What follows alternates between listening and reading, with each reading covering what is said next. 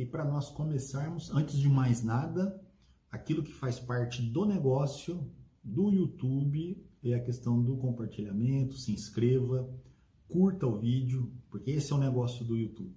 E quando você faz isso, o YouTube entende que nós temos um conteúdo relevante e ele entrega para mais pessoas esse vídeo. Então faz parte do negócio e como a gente lida com o negócio. Então curte, compartilhe, se inscreva se você achar que o conteúdo é relevante, enfim, tá bom? E vamos lá. A primeira coisa que você precisa saber, né, e fazer para comprar um avião no Brasil, a primeira coisa é decidir sobre que tipo de avião você precisa, né? Parece uma pergunta assim meia tosca, uma pergunta meio que irrelevante, mas pelo contrário, ela é de vital importância para na hora de você adquirir um avião, para você saber qual que é a melhor opção de aeronave que te atenda. Então, em cima disso aí, nós temos que seguir alguns passos, são poucos, mas que já consegue dar uma amplitude, dar uma clareada para que você possa fazer uma boa escolha. Por que eu digo isso? Porque às vezes as pessoas, eu sempre digo que o negócio de avião, né, compra e venda, se assemelha, ou a gente pode criar um parâmetro como se fosse de carro, né? Então você, às vezes não é o carro que você tem condição de pagar ou aquele que você quer que às vezes vai te atender, né? Um exemplo disso é, suponhamos que você tem uma propriedade no Pantanal, tem uma fazenda no Pantanal, e você quer comprar um avião, ou melhor dizendo, para exemplificar, para ficar claro para você. De repente você quer comprar um carro luxuoso, baixo, né? Ele vai te atender na cidade e tudo, mas no momento de você ir para a fazenda, ele não vai te levar na fazenda, né? Então, avião é do mesmo jeito, tem para todo tipo, para todo gosto, como dizem, para todo bolso. Então você tem que entender que avião que você precisa para de fato você fazer uma compra que melhor adeque aquela sua necessidade. E levando em consideração isso, tomar a decisão para comprar um avião, a primeira coisa que você precisa saber é quais as operações que você vai fazer, né? Porque tem operações de aeronaves que são feitas de cidade só para cidade, de repente você está adquirindo uma aeronave, porque você é um empresário, um industriário, você vai se deslocar às vezes de uma capital para outra, ou de uma cidade maior, de um polo de região para uma cidade menor, mas às vezes são só aeroportos controlados, pista asfaltada, então você precisa entender qual tipo de operação. Por outro lado, o exemplo que eu dei talvez você vá precisar de um avião para te atender nos seus negócios que você tem, às vezes na tua região, a nível de Brasil, não sei como que é, mas também aquele avião que às vezes na hora que você precisa dar um pulo na fazenda, resolver uma situação, ele vai te atender também. Então a primeira coisa, você precisa entender qual é a finalidade do avião, né? Qual que é a finalidade. E muitas vezes nós compramos um avião não porque simplesmente nós gostamos dele, porque às vezes é o avião que nos atende para aquele tipo de operação, para nos levar do ponto A até o ponto B, né? Então, isso é importante. Outra coisa é a quantidade de pessoas que com frequência, uma média, você vai transportar. Essa é outra segunda coisa. Geralmente vai você e vai o piloto, vai você, vai o piloto, vai um veterinário, vai você, vai o piloto, vai um diretor de empresa. Não, eu só quero simplesmente... Vai voar eu e minha esposa, eu e meus filhos, né? Então precisa saber a quantidade de pessoas. Por que eu digo isso? Porque tem aeronaves, né, que você parte aí dos experimentais aí, desde 2 lugares, e aeronave que, né, de 4 lugares, aeronave de 5, de 6, de 8, de 10 lugares e por aí vai. Então, muitas vezes, a tua operação, de repente, você diz assim, eu vou simplesmente... Tem sei lá, uma vez no ano, 2 vezes no ano, que você vai precisar de uma quantidade maior de assentos. Então, talvez, aquela utilização 1, 2 vezes no ano não justifica você comprar uma aeronave maior ou que tenha o maior número de assentos, porque talvez você vai usar uma vez no ano para aquela finalidade, né? Então, esse é o segundo ponto, a quantidade de pessoas em média, que vai voar com frequência, né? Com frequência. Porque muda, né? Às vezes você compra um avião de 4 lugares, o valor é um, o investimento é um. Às vezes um avião de 6 lugares, né? É outro. Então, assim, precisa se entender qual que é a média de pessoas com frequência. Tem horas que a aeronave não vai atender todo mundo, não vai atender, às vezes, você com a necessidade de você levar todas as pessoas, né? Então, segundo passo, coloca isso como a média de pessoas que com frequência vai voar o avião, né? Com você, ou de repente você é piloto, de repente é só você. Outro ponto que tudo que eu estou falando aqui é para a gente ir tomando a clareza e fazer as deliberações para tomada de decisão, né? Outra coisa importante é saber mais ou menos quantas horas você vai voar por mês, né? Por exemplo, vou dar um exemplo aqui, eu tinha um cliente aqui em Campo Grande. Ele é um pecuarista, tinha diversas fazendas no Pantanal e ele voava não mais do que 5 horas por mês. A finalidade do avião dele, na época das águas, que ele não conseguia chegar de carro, ele pegava o avião dele e ia para a fazenda, resolvia o que tinha que resolver e voltava. Isso era uma vez por mês. Por que eu estou falando isso? Porque dependendo da região que você tiver, hoje está crescente, de um modo crescente, que é a questão do compartilhamento de aeronaves. O que é isso? Eu não vou adentrar nesse assunto, mas compartilhamento ele abrange em duas pernas, se assim eu posso dizer. Nós temos o compartilhamento que é a copropriedade, onde você e mais um outro ou outros vão ser dono do avião e vão dividir a despesa. Existe um outro tipo, um outro tópico, pouco divulgado ainda no Brasil, que é o fracionamento. Ambos são compartilhamentos. E o fracionamento, na verdade, é uma empresa que faz a gestão de tudo e você compra uma fração menor justamente para voar aquele pedaço, que às vezes não justifica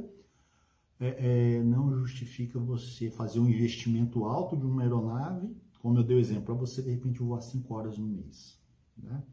Então, tá bom. Então, você precisa saber a quantidade de horas que você vai voar aproximadamente para saber se o teu caso é caso de compartilhamento ou não. De repente você também tem um perfil, um pensamento que você fala, não, independente de qualquer coisa, eu quero um avião só para mim. Então está descartada essa possibilidade, tá?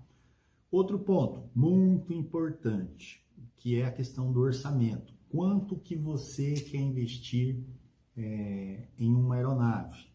Porque às vezes você sonha com uma aeronave, às vezes aquela aeronave te atende você nas operações, às vezes aquela aeronave atende você com a quantidade média de pessoas que vai voar juntamente com você, só que talvez ela se limita, às vezes o teu orçamento, o teu investimento não consegue alcançar aquele tipo de aeronave que você pretende para aquele tipo de operação e aquela demanda que você tem.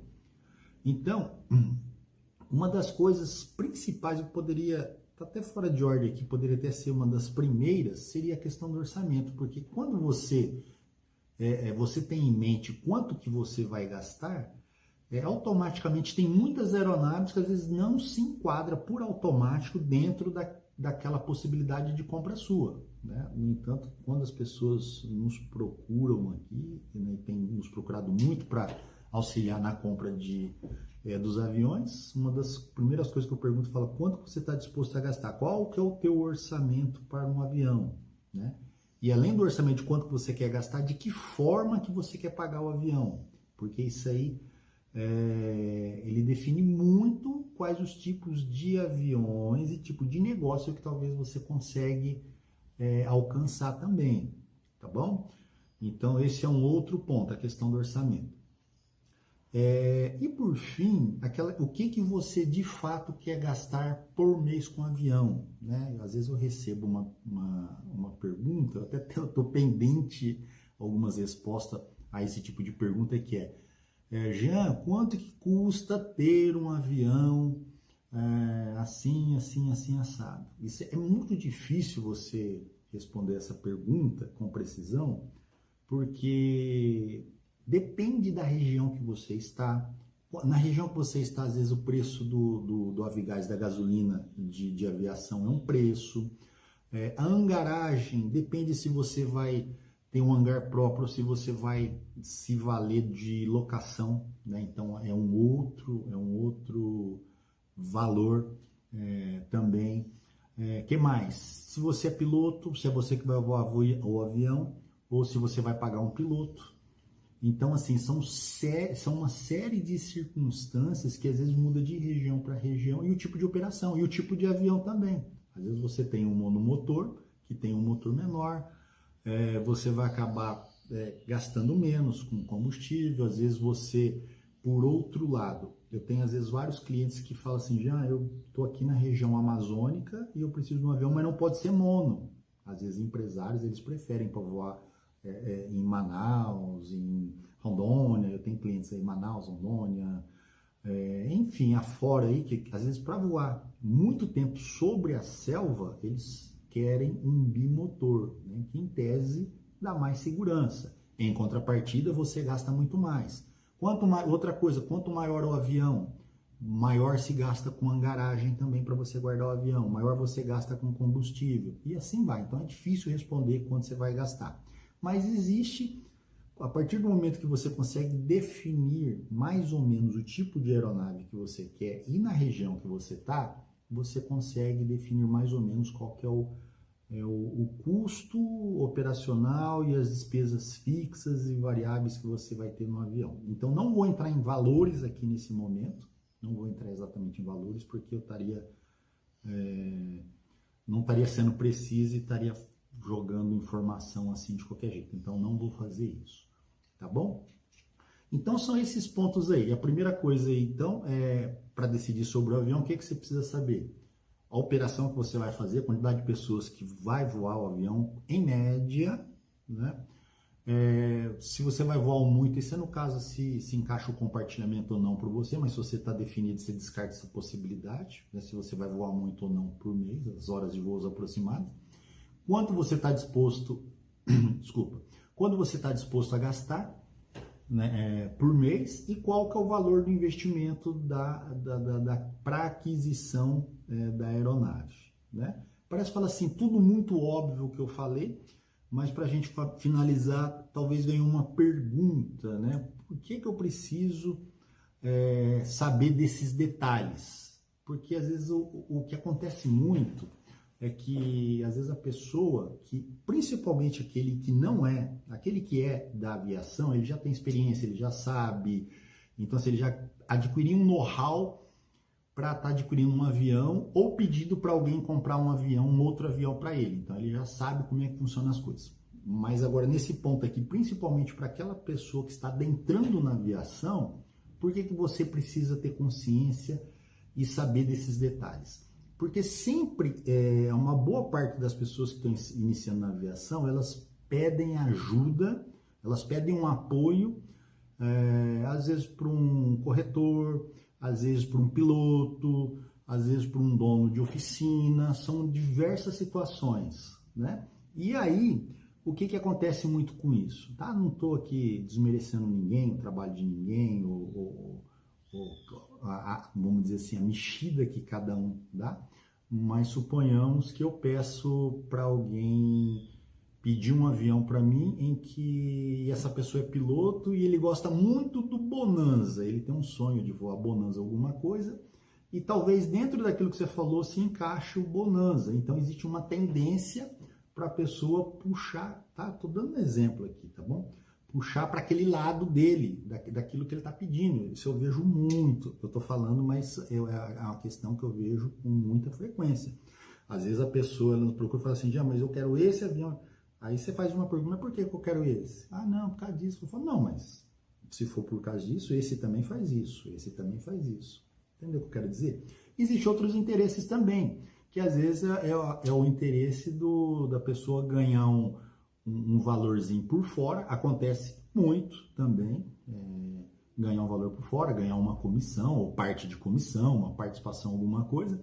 Então, às vezes, ela força situações de uma forma discreta para a pessoa adquirir o avião e, às vezes, talvez aquilo não seria a melhor opção para a pessoa. Por isso que a pessoa que está comprando a aeronave, mesmo que não for ela que for tratar diretamente, ela precisa saber dessas questões que eu falei, porque isso ajuda ela a definir bem o avião. Quando a pessoa vir, não, mas e tal avião? Só, não, esse aqui não me interessa por isso, eu quero exatamente esse aqui. Tá bom? Então tá, esse é o primeiro vídeo da série, né, das etapas, o que fazer, né, o que saber e fazer para você comprar um avião no Brasil.